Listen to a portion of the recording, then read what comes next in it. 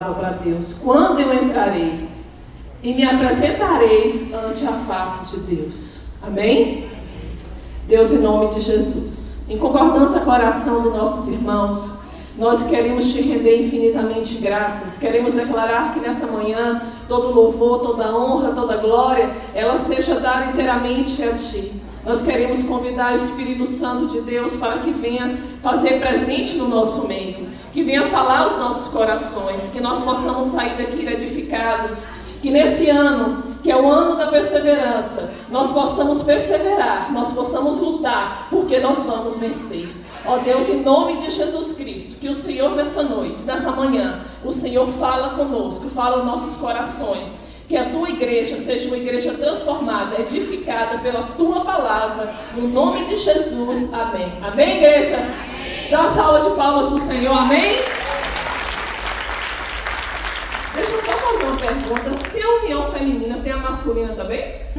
Tem? Tem o grito de guerra? Não, mas hoje eu só vou fazer uma disputa aqui do homens e das mulheres. Bora fazer um grito de guerra aqui? Eu vou dar oportunidade para os homens, tá? Quando eu disser 1, 2, 3, os homens vão levantar e gritar glória a Deus. Agora as meninas, pelo amor de Deus, vocês capricham. Vamos lá? Pra gente ver quem tá mais forte aqui. Vamos lá, os homens, viu? 1, 2, 3, já! Glória a Deus! Quer ver? Agora vocês, viu? As mulheres, bora lá. Capricha, pelo amor de Deus, que eu tô do lado de vocês. Vamos lá. 1, 2, 3, já! Glória a Deus! Louvado seja o Senhor, vamos Senhor, meninas! Não tem pra vocês não, viu, homens? As mulheres continuam.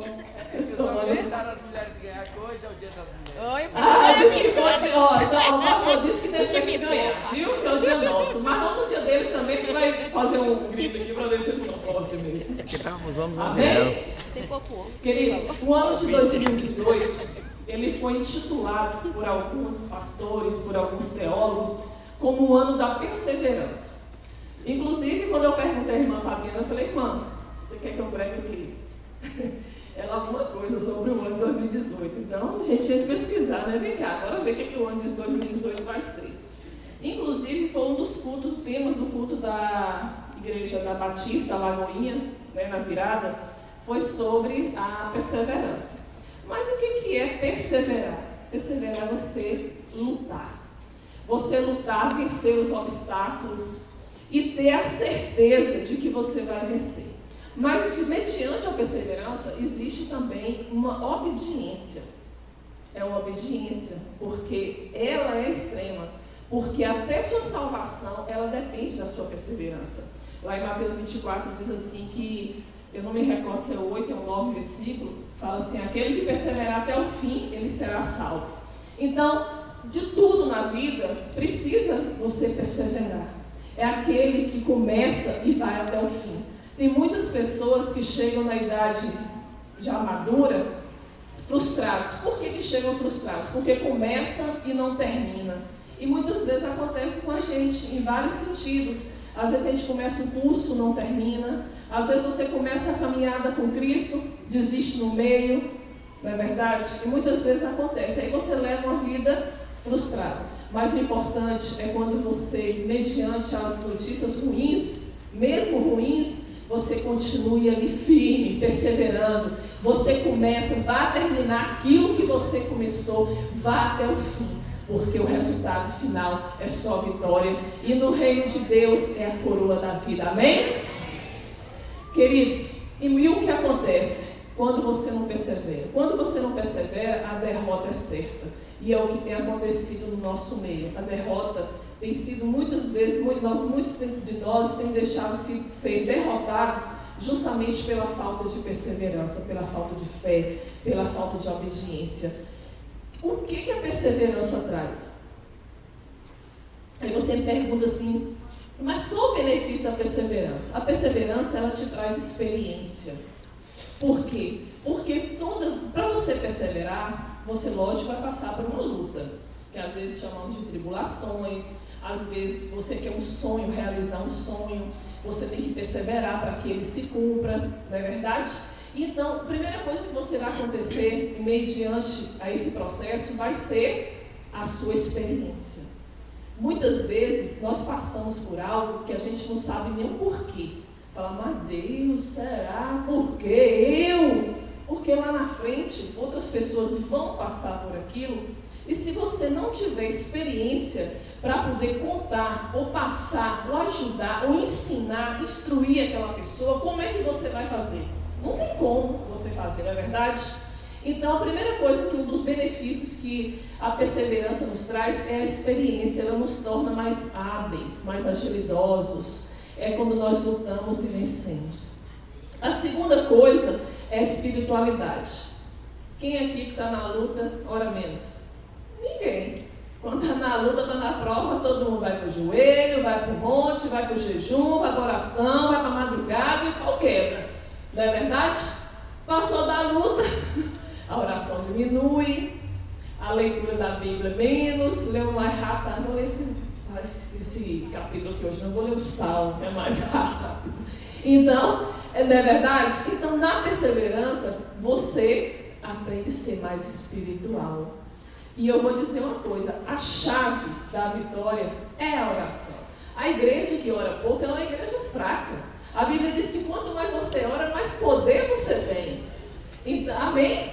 Eu não venho na oração de 5 horas da manhã aqui, porque eu já estou até acordada agora, viu? Porque eu passei um tempo aí atrás que eu só acordava às 4 da tarde. Mas eu vou explicar por quê. E aí o que acontece? Eu não tenho com quem deixar João Paulo. A moça que trabalha lá em casa, ela chega às 7 horas da manhã, João Paulo dormiu uma pedra. Só se eu carregar João Paulo nas costas e trazer para amanhecer o dia aqui comigo.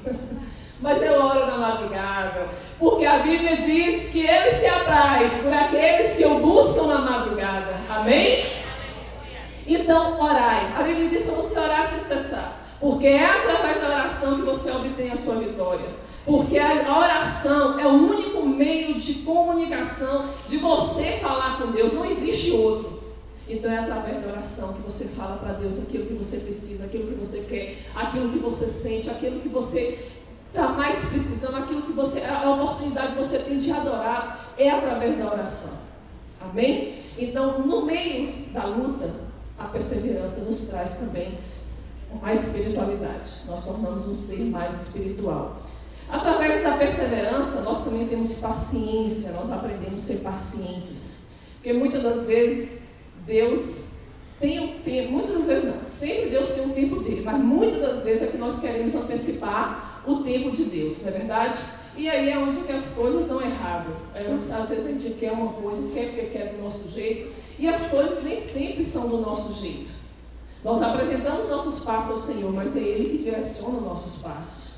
Então, muitas vezes, nós quebramos a cara, nós nos damos mal mesmo, porque nós não pedimos orientação a Deus e nós também não sabemos esperar.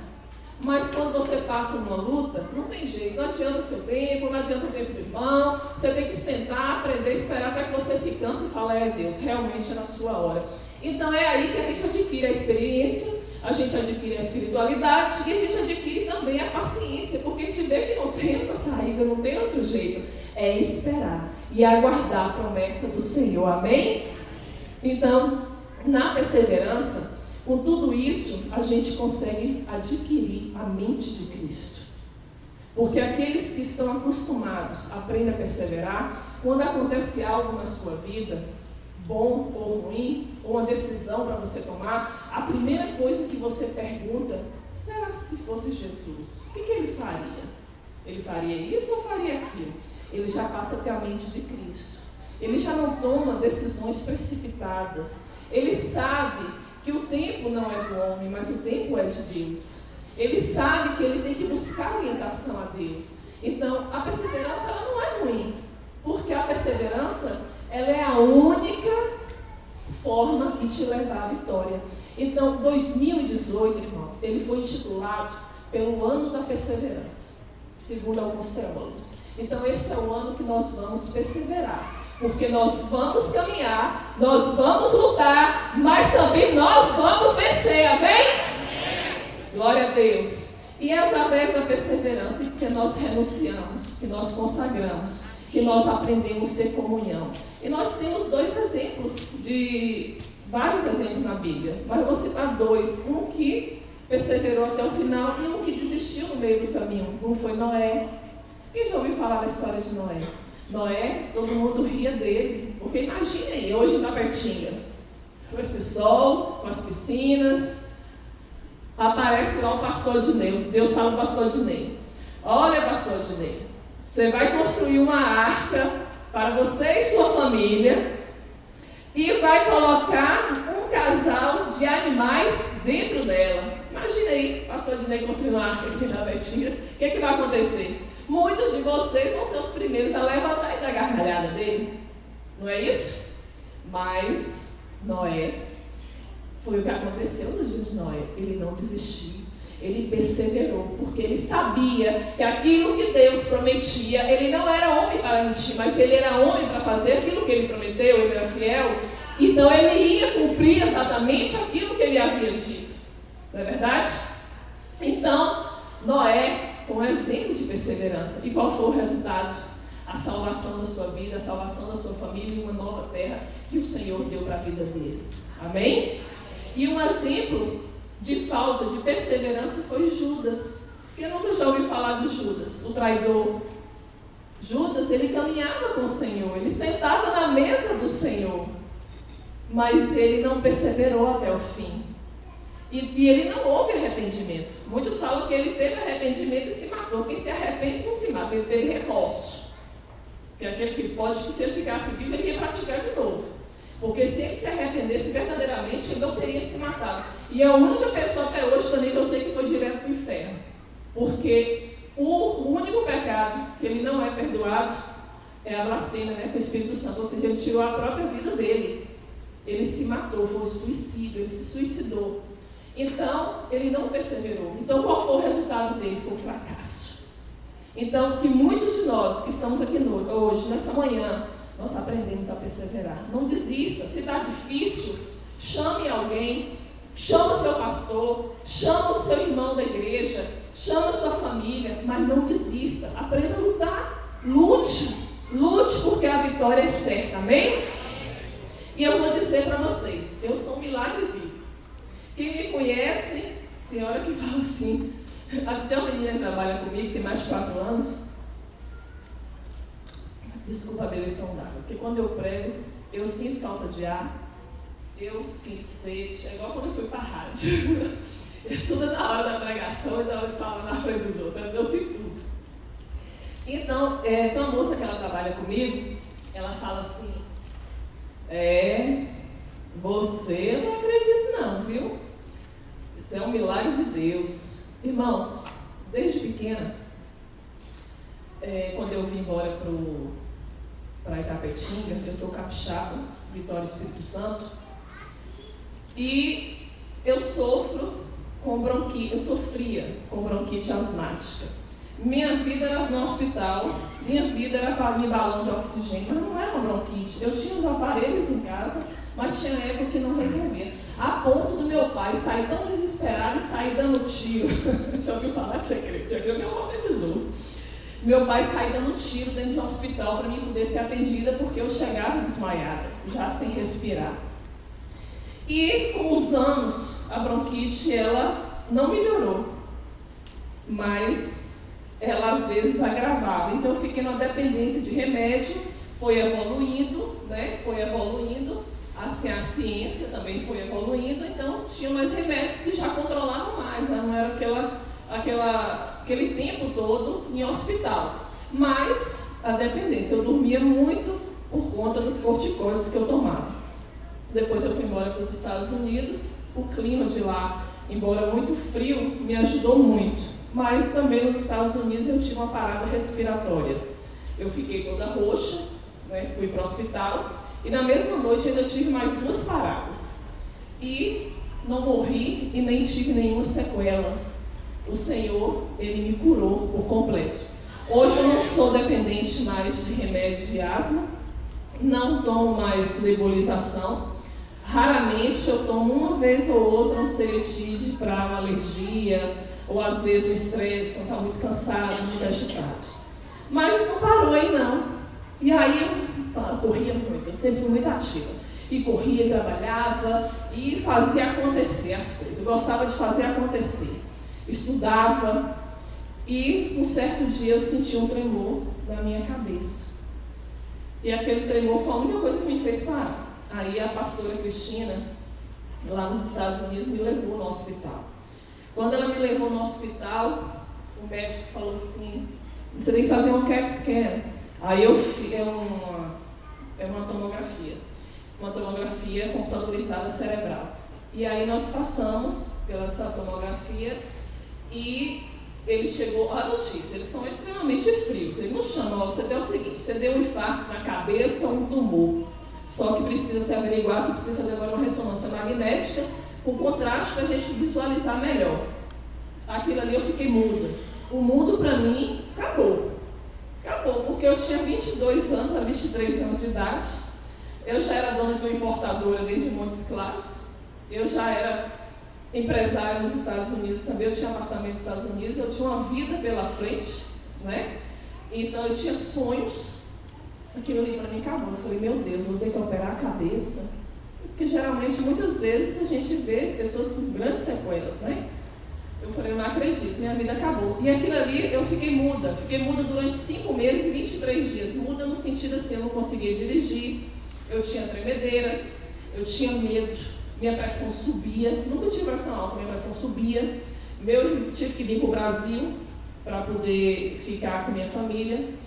Então, assim, foi uma luta muito grande. E o Senhor me curou do cisto, era um cisto na cabeça, ele ainda está aqui até hoje.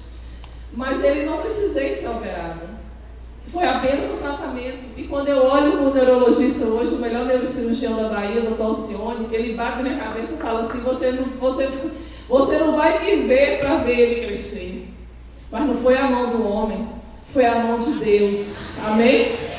Mas não parou aí não.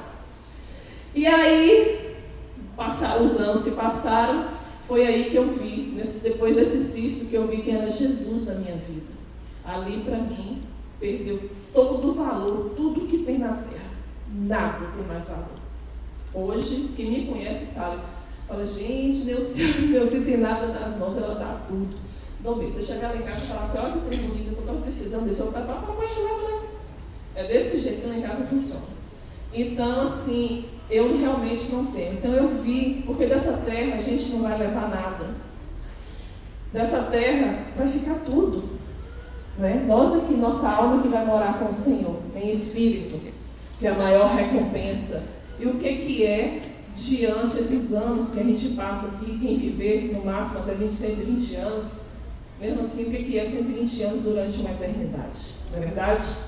Então, mas eu continuei perseverando, porque se eu desistisse, eu não ia obter minha vitória.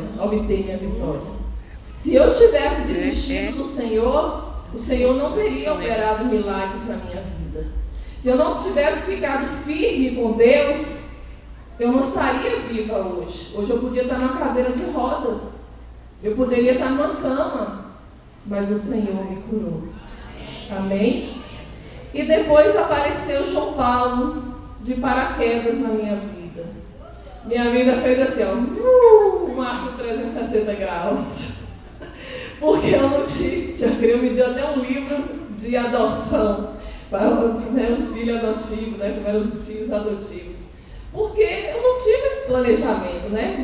Porque na verdade as mães, quando elas engravidam, elas têm 9 meses para pensar. Eu não tive tempo para pensar. A única coisa que eu tive para pensar era não deixar João Paulo embora. Mas como é que eu ia fazer aquilo? Foi 2 anos de luta. 2 anos de sofrimento. João Paulo já me chamava de mamãe. A única mamãe que ele tinha era eu. E como é que eu deixava João Paulo embora? Eu não estava na fila da adoção. Eu tive que furar a fila do Brasil inteira na adoção. Imagina aí, crente fazendo isso. Ai, meu Deus. Mas foi tudo legalmente. A mãe de João Paulo tentou matar João Paulo, acho que foi 2 ou 3 vezes, ainda bebezinho. E como é que eu deixava João Paulo embora? Aí começou a minha luta, e começou a ansiedade. Pensei na comissão que eu comecei a chegar a 100 e tantos quilos. E fui engordando, e um nervoso, eu ficava nervosa, porque eu tinha medo, a cada visita dos assistentes sociais, do oficial de justiça, eu tinha medo dele chegar um dia lá e falar assim, eu vou levar seu filho embora. Imagina para uma mãe levar seu filho embora. João Paulo já era meu filho. Eu já tinha um amor por João Paulo imensurável. Como é que eu levava seu filho? Então foram 2 anos de muita luta contra até advogado e justiça, até que um dia, que eu já estava dessa largura, eu cheguei para a juíza e falei, pelo amor de Deus. Durou 9 horas essa audiência no fórum. Eu falei, pelo amor de Deus, eu não aguento mais. Decide a minha vida hoje. Já tem 2 anos eu lutando por essa criança. Até hoje eu não tenho essa criança, o documento certidão de nascimento dessa criança. Aí eu comecei a chorar, eu falei, eu estou doente, eu estou sentindo falta de ar novamente, eu estou sentindo dores no corpo, porque eu nunca tive esse peso, minha vida foi uma vida, eu sempre fui magrinha. Então quem me conheceu desde pequeno sabe, eu nunca tive esse peso, eu não consigo ficar mais, eu não durmo bem, eu estou dormindo, passei 1 ano dormindo de aparelho para respirar, porque eu tive a apneia do sono por conta da gordura, mas eu não desisti, eu lutei. Amém? Eu perseverei. E o final foi a bênção. Eu consagrei, fiz uma campanha, consagrei João no altar, eu pegava João bebê 7 semanas e voltava no altar e falava, Senhor, essa criança o Senhor me deu para tomar conta, mas ela é tua, Deus. E eu preciso da documentação dessa criança, Deus. Até de carro, na época eu fui buscar um carro, porque então faltou de madrugada para não reconhecer João Paulo, porque eu não podia saber onde João Paulo estava. Era segredo de justiça. Um aluno meu, o médico, o doutor Luiz Eduardo, fechou o posto para dar os primeiros socorros para João Paulo escondido, porque João Paulo estava morrendo. João Paulo estava todo machucado. João Paulo estava com a ronqueira e não podia levar para o médico. E foi uma luta. E eu venci, troquei até o nome, porque não tinha João Paulo não, João Paulo fui eu que coloquei. E hoje é João Paulo Coelho Pagoto, filho de Neuci Coelho Pagoto, e é esse aí que você conhece, que corre para todo lado, e é o menino mais bonito aqui da igreja, amém? E é o menino de Tia Creu, é o puxa-saco de Tia Creu. E foi uma bênção. E graças a Deus vocês me ajudam a tomar conta de João Paulo. Igual a Ana chegou e João vai ficar com quem? Com aquela delicadeza, né? Mas eu já sabia, porque João Paulo quem não conhece. Eu falei, Ana, pode ficar. Eu estava atrás com o Adra, eu falei, pode deixar. Qualquer coisa você leva ali, bota ele do lado, já creio que ele fica. Amém? Mas minha luta também não parou aí. Já pensou? Aí vocês vão falar, tem mais? Tem mais grave ainda. Mais grave ainda. Não parou aí. E eu, cada vez que passa, eu fui esses anos, fui estudando mais, fiz mais outra faculdade, fiz outra especialização, formei em teologia, fui consagrada pastora, né? Que algumas denominações são pastoras, mas na verdade você sabe o que eu sou? Uma simples serva humilde do Senhor, e estou aqui para propagar o Evangelho de Deus. Amém? Nós somos todos irmãos em Cristo. E aí resolvi fazer a bariátrica, porque eu tomei uma queda, vim do quintal e não conseguia levantar e chorei no chão. E fui fazer a bariátrica, mas não muito sucesso. Porque como eu falei, eu sempre fui magra. E aí eu fiz a bariátrica, até hoje eu nunca voltei para o peso realmente que eu tinha, mas eu passei muito mal com a bariátrica. O médico me falou assim, a única paciente até hoje que aconteceu isso foi você. Eu fui para o hospital várias vezes, eu não conseguia acordar cedo mais, eu sentia muito fraca, eu tinha que tomar vitaminas direto, né? Soro direto, eu chorava muito. Foi muito difícil porque não me adaptei, meu corpo não se adaptou. Quando passaram 6 meses, prepara as imagens aí, tá? Mas não bota agora não. Quando passaram 6 meses, quando foi que eu dei uma melhoradinha, e não podia fazer exercício físico, não podia voltar igual eu caminhava, eu gostava de correr, eu gostava de fazer musculação, eu fiz quase 10 anos balé, então não podia ainda porque a cirurgia tinha sido abdominal. E aí eu fui toda feliz com 6 meses para fazer a ultrassonografia do abdômen geral, para poder eu ir voltar para a academia, para malhar. Fui lá e ia viajar também, já com a viagem marcada, já era férias, então eu vou viajar.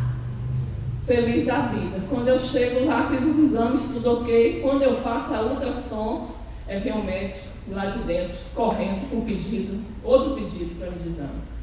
E ele é meu aluno, prof. Falei, o que foi? Doctor. Eu chamo ele assim. Ele falou assim, você vai ter que fazer uma ressonância magnética urgente.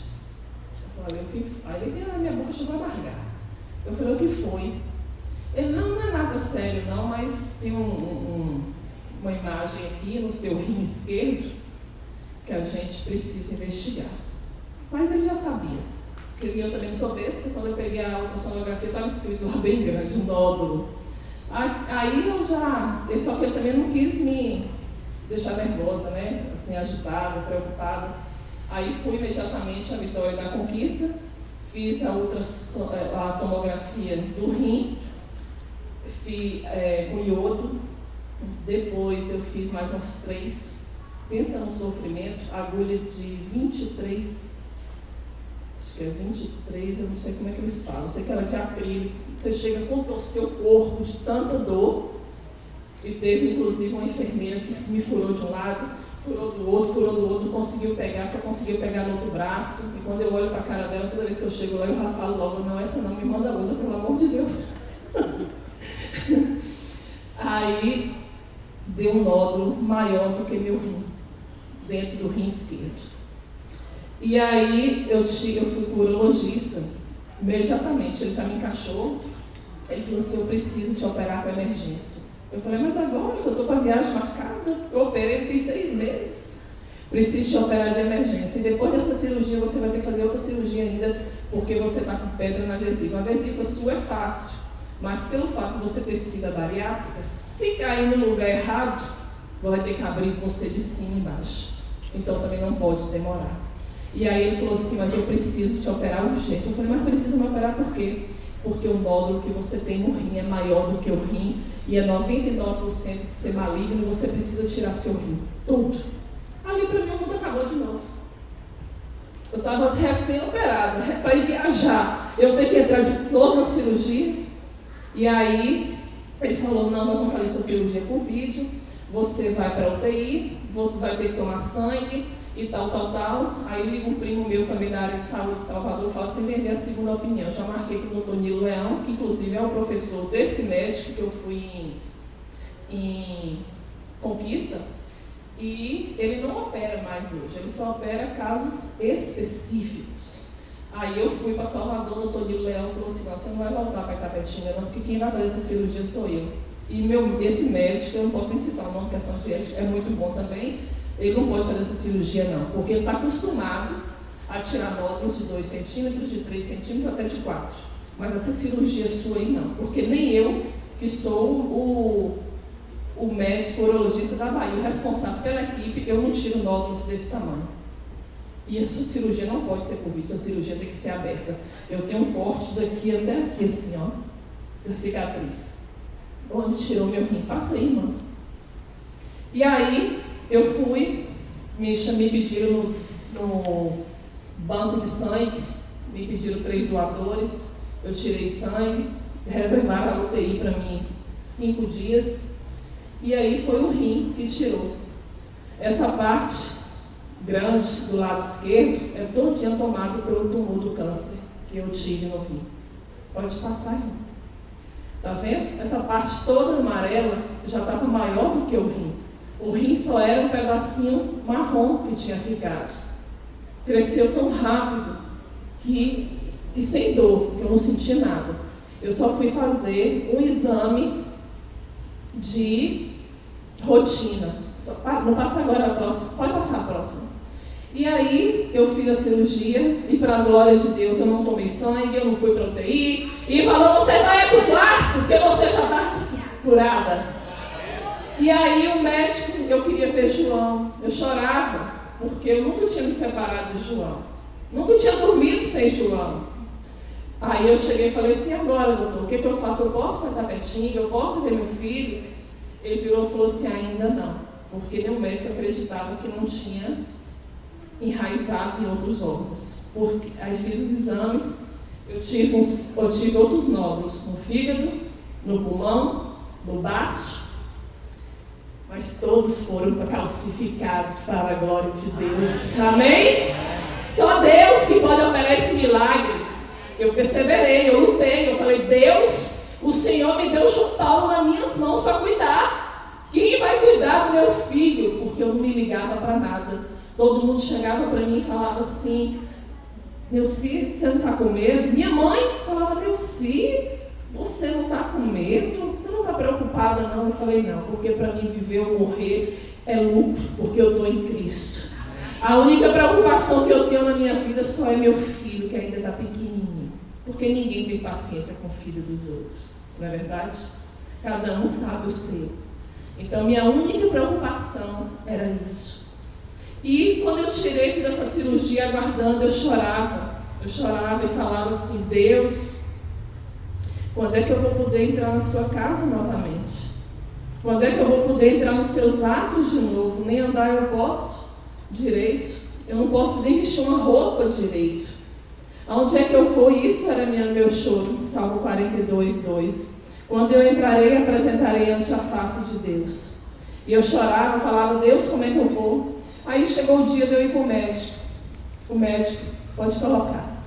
Aí foi a conclusão, né, do rim esquerdo, a nefrectomia total, que foi uma nefrectomia radical.